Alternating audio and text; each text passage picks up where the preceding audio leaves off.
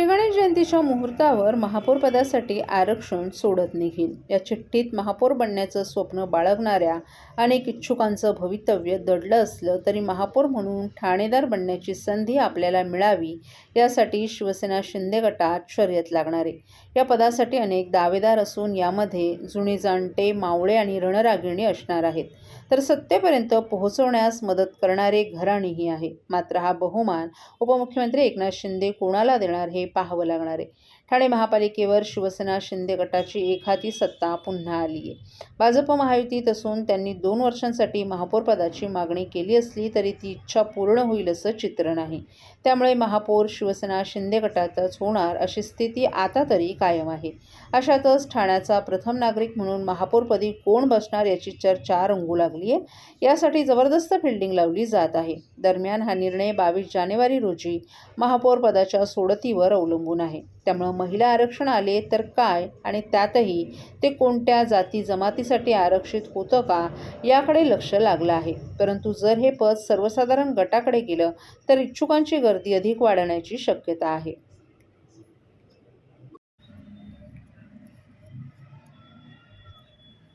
मागे गणेशोत्सवातून पुण्यश्लोक अहिल्यादेवींचा जागर। मागे गणेश जयंती दिनानिमित्त वंदे मातरम संघातर्फे ऐतिहासिक सांस्कृतिक ठाण्याच्या लौकिकात भर घालणारा महाराष्ट्रातील सर्वात मोठा मागी गणेशोत्सव ठाण्यातील पाचपाकडी येथे आयोजित करण्यात आला आहे।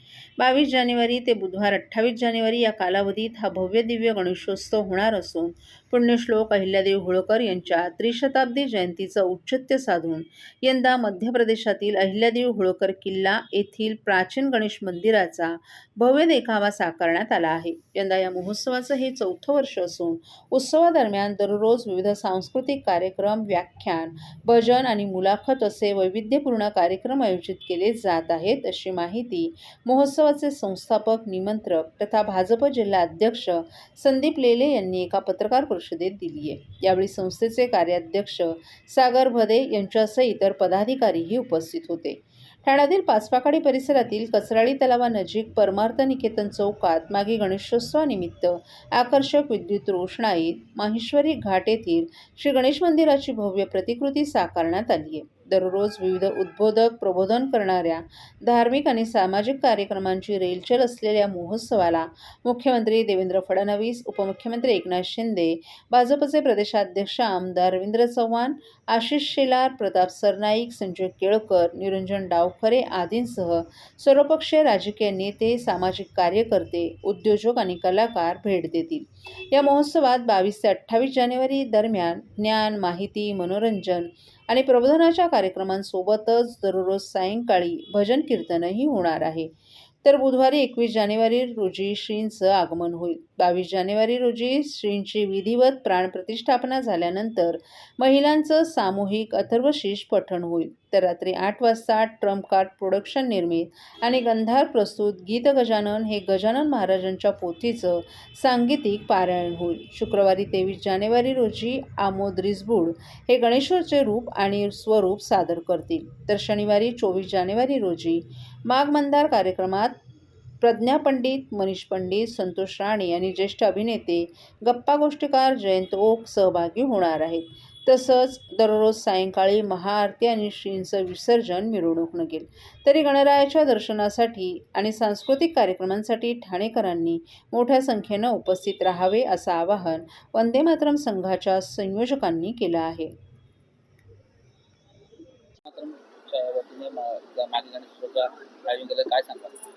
यावर्षी दरवर्षीप्रमाणे 22 तारखेपासून श्री मागी गणेश जयंती निमित्त 7 दिवसीय उत्सव इथे वंदे मातरम संघातर्फे ठेवण्यात आलेला आहे। दरवर्षी वेगवेगळा देखावा आम्ही साकारतो, सामाजिक, भौगोलिक याचा आशय घेऊन। तर यावर्षी आम्ही माहेश्वर घाट अहिल्यादेवी होळकर किल्ला याची प्रतिकृती या ठिकाणी उभा केलेली आपल्याला दिसत आहे। हुबेहूब तो किल्ला आमचे डेकोरेटर मंदार गोळे यांनी तो तयार केलाय आणि तशी प्रतिकृती आपण जर जाऊन बघितलं मध्य प्रदेशात तर आपल्याला लक्षात येईल की अहिल्यादेवी होळकरांनी जो हा किल्ला बांधलेला आहे त्याच्यात जे मंदिर आहे ते जवळपास तसं आम्ही करण्याचा प्रयत्न केलेला आहे। उजव्या बाजूला इथे अहिल्यादेवी होळकरांचा पुतळा देखील येणार आहे, जसा त्या ठिकाणी त्या माहेश्वर घाटला आहे तर तोही आपल्याला पाहायला मिळेल. तो अजून काम पूर्ण झालेलं नाही. उद्या पण सर्व काम पूर्ण होईल आणि भाविक मोठ्या पद्धतीने मोठ्या संख्येने इथे येतात. 50,000 पेक्षा अधिक भाविक या ठिकाणी दर्शनाला येतील अशी आम्हाला खात्री आहे. आणि अजूनही वाढता प्रतिसाद पाहता यावर्षी आम्ही व्यवस्थाही चांगली ठेवलेली आहे. विविध कार्यक्रम देखील याच्यात आम्ही केलेत. सामाजिक असतील, सांस्कृतिक असेल. चढता डॉलर आणि घसरता रुपया याचं रहस्य काय, हाही एक विषय आम्ही घेतलेला आहे. त्याच्यात CA निखिलेश सोमण हे अर्थतज्ञ कोण आहेत त्या गौरी पिंपळे यांची मुलाखत घेणार आहेत. त्याचप्रमाणे विशेष म्हणजे अजून एक संविधान आणि प्रजासत्ताक हा 26 तारखेला आम्ही कार्यक्रम ठेवला आहे की लोकांना संविधान काय आहे आणि प्रजासत्ताक म्हणजे नेमकं काय, त्याचा अर्थ काय हे पण पोचलं पाहिजे.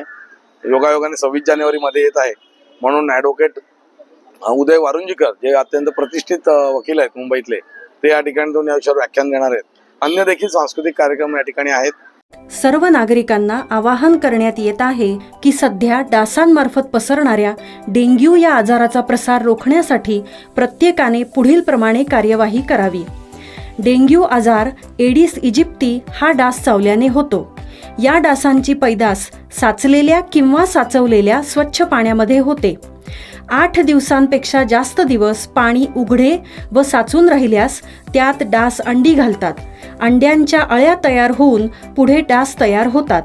यासाठी आपल्या घरातील पाणी साठे उदाहरणार्थ बॅरल्स, पिंपे, टाक्या, हौद, रांजणे इत्यादी दर आठवड्याला रिकामे करून घासून पुसून कोरडे करून पुन्हा भरावे. 1 दिवस कोरडा दिवस म्हणून पाळावा.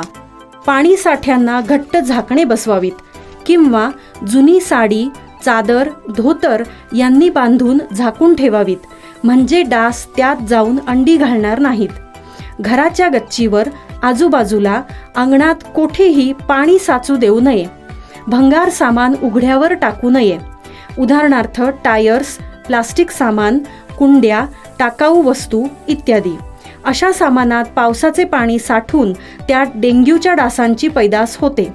घरातील कूलर्स, फ्रीजच्या पाठीमागील ट्रे हे देखील वेळोवेळी कोरडे करावेत. लक्षात ठेवा, नुसत्या फवारणीने डास घनता कमी होत नाही, तर त्यासाठी डास पैदास ठिकाणे नष्ट करणे ही आपल्या सर्वांची जबाबदारी आहे. कोणताही ताप अंगावर न काढता जवळच्या शासकीय रुग्णालयात मोफत औषधोपचार घ्या. अशा प्रकारे नागरिकांनी सहकार्य केल्यास डेंग्यूचा प्रसार रोखणे सहज शक्य आहे.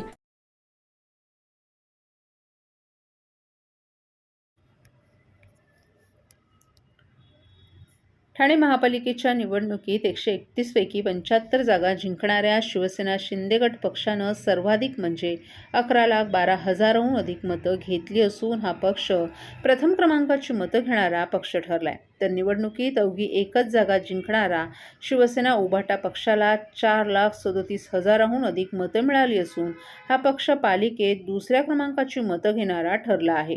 ठाणे महापालिकेची निवडणूक नुकतीच पार पडली. या निवडणुकीत महापालिका क्षेत्रात 16,49,869 इतके मतदार होते. यामध्ये 8,63,878 पुरुष तर 7,85,830 महिला आणि 159 इतर मतदारांचा समावेश होता. त्यापैकी 9,17,123 मतदारांनी मतदानाचा हक्क बजावला.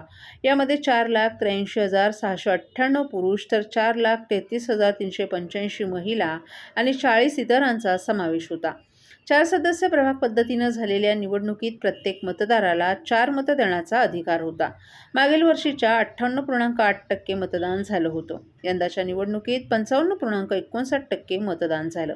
या निवडणुकीसाठी एकूण 649 उमेदवार निवडणुकीच्या रिंगणात होते. त्यापैकी ठाण्यात शिवसेना शिंदे गट पक्षाचे 7 उमेदवार बिनविरोध निवडून आले. त्यामुळे 125 जागांसाठी 643 उमेदवार निवडणुकीच्या रिंगणात होते. या निवडणुकीत शिंदेंच्या शिवसेनेचे 75, भाजपचे 28, राष्ट्रवादी शरद पवार 12, राष्ट्रवादी अजित पवार 9, MIM 5, शिवसेना उभाटा 1, अपक्ष 1 असे 131 नगरसेवक निवडून आलेत.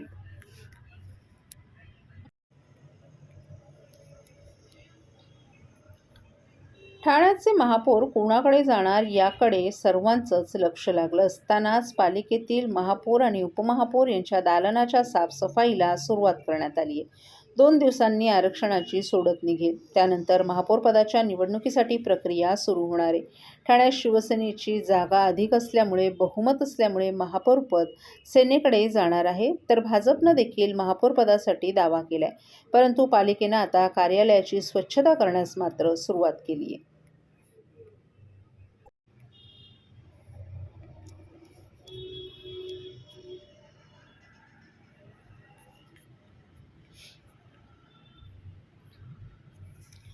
ठाण्यात शिवसेनेनं 75 जागा मिळवत पुन्हा एकदा आपलं वर्चस्व ठाण्यात सिद्ध केले. मात्र दुसरीकडे युतीत लढलेल्या भाजपला 28 जागा मिळाल्यानंतर ठाण्याचं महापौरपद 2 वर्षांसाठी हवं आहे, तशी इच्छा भाजपच्या स्थानिक नेतृत्वाने वरिष्ठांकडे कळवली आहे. बहुमताचा आकडा पार करणाऱ्या शिंदे सेनेनं महापौरपदावर दावा सांगताच भाजपनेही या पदासाठी आक्रमक भूमिका घेतली आहे. या निवडणुकीत शिंदे सेना 75 जागांसह सर्वात मोठा पक्ष ठरला, तर भाजपनं 28 जागा जिंकत दुसरा क्रमांक पटकावला. निकालानंतर शिंदे सेनेचाच महापौर होणार अशी चर्चा सुरू असतानाच भाजपने 2 वर्षांसाठी महापौरपद देण्याची मागणी करत शिंदे सेनेला अप्रत्यक्ष इशारा दिलाय. मुंबईनंतर आता ठाण्यातही महापौरपदावरून युतीत रस्सीखेच सुरू होणार का, अशी चर्चा या निमित्तानं निर्माण झाली आहे. आमदार निरंजन डावखरे यांनी उघडपणे महापौरपदावर दावा करत पक्षाची भूमिका स्पष्ट केली आहे. ठाणेकरांना दिलेल्या आश्वासनांची अंमलबजावणी करण्यासाठी भाजपकडे महापौरपद असणं आवश्यक असल्याचं त्यांनी म्हटलं आहे. तसंच ही मागणी मान्य न झाल्यास भाजप पारदर्शक प्रशासनासाठी चौकीदाराची भूमिका बजावेल, असा सूचक इशाराही त्यांनी दिलाय. ठाणे महापालिकेतील निर्णय हे वरिष्ठ पातळीवर होतील, असे शिंदे सेनेचे नेते तथा खासदार नरेश म्हस्के यांनी स्पष्ट केले. निरंजन डावखरे हे भाजपचे प्रमुख नेते असल्यानं आपल्या पक्षाच्या नगरसेवकांना अधिकाधिक पदं मिळावीत, यासाठी त्यांनी ही मागणी मांडल्याचंही त्यांनी सांगितलं. महापौर शिवसेनेचाच बसेल, मात्र भाजपचा महापौर बसेल का, याचा निर्णय वरिष्ठ स्तरावर घेतला जाईल, असंही त्यांनी स्पष्ट केलंय. भांडणं लावण्याची जी काही प्रकार आहेत, कुडमुड्या ज्योतिषी, याप्रमाणे ते कुडमुड्या ज्योतिषी प्रमाणे जी काही संदर्भ देत आहेत त्यावर लक्ष देण्याची गरज नाही. शिवसेना भाजप महायुतीचा महापौर कल्याण डोंबिवली महानगरपालिकेमध्ये आम्ही युती म्हणून लढलेलो आहोत आणि त्या ठिकाणी शिवसेना भाजपा महायुतीचा महापौर त्या ठिकाणी होईल. आता भाजप म्हणते की आमचा महापौर ठाण्यात असावा, कल्याण डोंबिवलीला असावा, सर्वकडे आता प्रत्येक नेत्याला वाटतं की आमचा महापौर त्या पक्षाचा की आमचा पक्षाचा असावा, त्या पद्धतीने भाजपच्या नेत्यांना वाटत असेल तर त्याच्यामध्ये चूक काय? ॲज अ पक्ष म्हणून त्यांना वाटत असेल. मलाही वाटतं की सर्वत्र ठिकाणी आमचा महापौर असावा, म्हणून ते शक्य आहे का? शेवटी निवडून आणणारे जे नगरसेवक आहेत त्यांच्या संख्येवरती महापौर ठरतो आणि पक्षाचे नेते जो निर्णय घेतात त्यावरती महापौर ठरतो. देवेंद्रजी, एकनाथ शिंदे साहेब जो निर्णय घेतील तो आम्हाला मान्य असेल. मुंबईचा महापौर बसावा असं वाटतं का आपल्याला? मुंबईचा महापौर आमच्या महायुतीचा बसावा हे वाटतं. सर्वत्र शताब्दी महोत्सव आहे बाळासाहेब ठाकरे. हे बघा, प्रत्येकाला वाटतं. मी शिवसेना जरी खासदार असो तरी मी शिवसैनिक आहे आणि मला मुंबईत काय सर्वत्र ठिकाणी शिवसेनेचा महापौर बसावा असं मला वाटतं. परंतु शेवटी वाटणं आणि कृतीत येणं यामध्ये जमीन आसमानचं अंतर आहे.